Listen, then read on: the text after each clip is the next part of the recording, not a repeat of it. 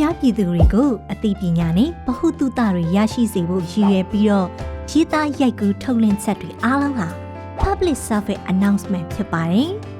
။ social media follower တန်း60ကျော်ရှိပြီး website ပရိသတ်လစဉ်9သိန်းကျော်ရှိတဲ့သတင်းဌာနကြီး30ကျော်ရဲ့စုပေါင်းအားနဲ့ပြည်သူတွေအတွက်အရေးကြီးတဲ့အသိပညာဗဟုသုတတွေကိုတောင်းတပြေမှမကျန်ဘာသာစကားမျိုးစုံနဲ့အရောက်ဖြန့်ဝေပေးနိုင်ပါပြီ။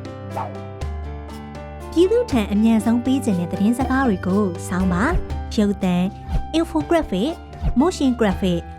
pocket စတဲ့တင်ဆက်မှုပုံစံမျိုးစုံနဲ့တည်တဲ့အသီးသီးအလွန်အသီးသီးကပြည်သူတွေထံကိုဒီကြပေါက်ရှောင်နိုင်ဖို့အာမခံပါတယ်။သတင်းဌာနကြီးတွေနဲ့ပူးပေါင်းပြီးတော့ public service announcement တွေထုတ်လုပ်ခြင်းကပိုပြီးထိရောက်ပြည့်နှက်မှုရှိစေတယ်လို့တနည်းအားဖြင့်လွတ်လပ်သောသတင်းမီဒီယာများရှင်သန်ရည်တည်ရေးအတွက်အပြည့်ထောက်ပံ့မှုပေးရလဲလျှောက်ပါတယ်။ PSA Media Task Force နဲ့ဆက်သွယ်ဆောင်ရွက်ခြင်းနဲ့ဆိုရင်တော့ဖော်ပြပါ Telegram Channel နဲ့ email တို့ကိုဆက်သွယ်နိုင်ပါတယ်။